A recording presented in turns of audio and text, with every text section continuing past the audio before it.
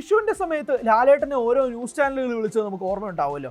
അതിൽ ഏഷ്യാനെറ്റ് ന്യൂസ് വിളിച്ചപ്പോൾ ലാലേട്ടനോട് ഒരു ചോദ്യം ചോദിച്ചു, പേട്രിയറ്റിൽ എന്താണ് പ്രതീക്ഷയെന്ന്. അപ്പോൾ ലാലേട്ടൻ പറഞ്ഞു, ഒരു പ്രതീക്ഷയുമില്ല, നമ്മളത് ചെയ്തു, അത് കഴിഞ്ഞു, അത്രയേ ഉള്ളൂ എന്നതായിരുന്നു. അപ്പോൾ ലാലേട്ടനെ പലരും ട്രോളി. ലാലേട്ടൻ വെള്ളമടിച്ചിരിക്കുകയാണ്, വിഷു ദിനത്തിൽ തന്നെ ലാലേട്ടൻ നല്ല ഫിറ്റാണ് എന്ന് തുടങ്ങിയ ട്രോളുകളൊക്കെ വന്നിരുന്നു. ഇപ്പോൾ അതെല്ലാം മാറി. ലാലേട്ടൻ അത് സത്യം പറഞ്ഞ നെഞ്ചി കൈവച്ച് പറഞ്ഞതായിരിക്കും, അപ്പോൾ പുരിയിലെ ഇപ്പോൾ പുരിയത് എന്നൊക്കെ പറയുന്നുണ്ട്. കാരണം പേട്രിയറ്റിന് സമ്മിശ്ര പ്രതികരണത്തിൽ നിന്ന് നെഗറ്റീവ് റിവ്യൂസിലേക്ക് കാര്യങ്ങൾ മാറുകയാണ്. കഴിഞ്ഞ ദിവസം 365ഓളം എക്സ്ട്രാ ഷോസ് ഒക്കെ വന്നെങ്കിൽ പോലും ഞായറാഴ്ച കഴിഞ്ഞാൽ അതൊരു ഡിപ്പ് ഉണ്ടാകുമെന്ന രീതിയിലേക്കാണ് കാര്യങ്ങളുടെ പോക്ക് വരുന്നത്. കാരണം നെഗറ്റീവ് റിവ്യൂസുകൾ കൂടുതലാവുന്നു, ഫേസ്ബുക്കിൽ കൂടുതലാവുന്നു, റിവ്യൂവേഴ്സ് സിനിമയെ നെഗറ്റീവായിട്ട് സംസാരിക്കുകയും ഒക്കെ തന്നെ ചെയ്യുന്നുണ്ട്.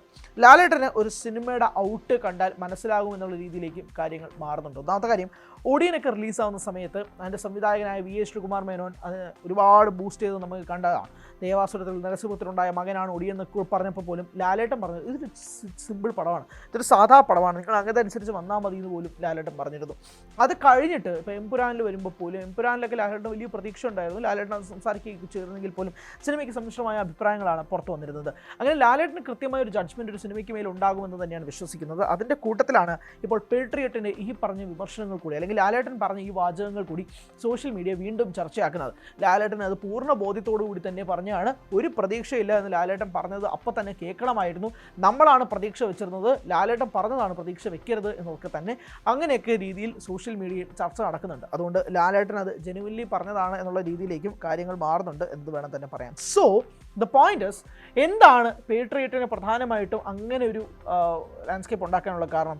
ഫഹദ് ഫാസിൽ, കുഞ്ചാക്കോ ബോബൻ, നയൻതാര, രേവതി, ദർശന, സരൺ ഷിഹാബ്, മമ്മൂട്ടി, മോഹൻലാൽ, ഇന്ദ്രൻസ്, അങ്ങനെ എടുത്തു നോക്കിയാൽ താരസമ്പന്നമായി നിൽക്കുന്ന സിനിമ.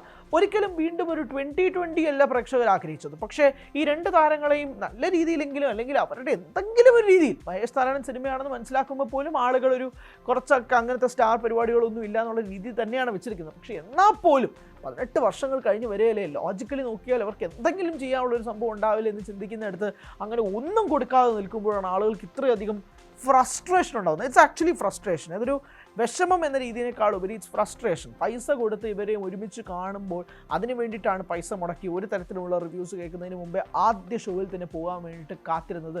എന്നിട്ടും ഒന്നും കിട്ടാതെ മടങ്ങി തിരിച്ചു വരുമ്പോൾ ഉണ്ടാകുന്ന ആളുകളുടെ ഫ്രസ്ട്രേഷനാണ് പ്രധാനമായിട്ടും മുഴച്ചു നിൽക്കുന്നത്. ആ സാഹചര്യത്തിലൂടെ കാര്യങ്ങൾ പോവുകയും ചെയ്തു. സോ ഈ രീതിയിലേക്ക് തന്നെയാണ് കാര്യങ്ങളും ചർച്ചകളും പോകുന്നത്. അതുകൊണ്ട് ലാലേട്ടൻ അത് വെള്ളമടിച്ച് വെറുതെ പറഞ്ഞതല്ല, കാര്യഗൗരവത്തോടു കൂടി പറഞ്ഞതാണെന്നുള്ള രീതിയിലേക്ക് മാറുന്നുണ്ട്. ബുക്ക് മൈ ഷോയിൽ നമ്മൾ നിലവിൽ ട്രാക്കിങ്സ് എടുത്ത് നോക്കുമ്പോൾ പോലും പ്രധാനമായും അന്ന് ശനിയാഴ്ചയാവുമ്പോഴും പലയിടത്തും ഹൗസ്ഫുൾസ് ആയിട്ട് തന്നെയാണ് നിൽക്കുന്നത്. നമ്മളിപ്പോൾ ട്രിവാൻഡ്രത്ത് എടുത്ത് നോക്കിയാൽ ഏരീസ് പ്ലക്സിലെ എല്ലാ ഷോസും ഏകദേശം ഹൗസ്ഫുള്ളാണ്. 90% ഹൗസ്ഫുള്ളാണ്.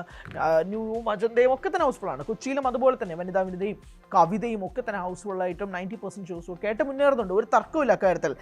പ്രധാനമായും നിൽക്കുന്നത് ഫാൻസ് ഈ സിനിമയെ കൈയൊഴിയുന്ന ഘട്ടത്തിലേക്ക് കാര്യങ്ങളെത്തി. മമ്മൂട്ടി ഫാൻസോ മോഹൻലാൽ ഫാൻസോ ഈ സിനിമയെ കൈയൊഴിയുന്ന രീതിയിലേക്കാണ് കഴിഞ്ഞ ദിവസത്തെ ഫാൻസ് ഷോസിൽ നിന്നും മനസ്സിലാവുന്ന ട്രെൻഡ്. കുടുംബ പ്രേക്ഷകരുടെ കയ്യിലാണ് ഇനി ഈ സിനിമ.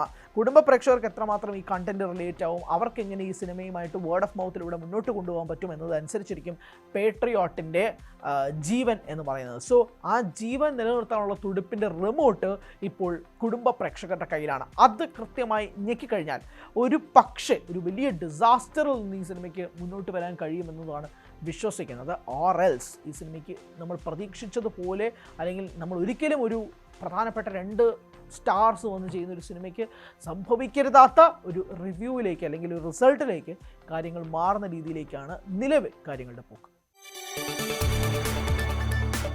കൂടുതൽ വാർത്തകൾക്ക് News 18 Keralam YouTube channel subscribe ചെയ്യുക.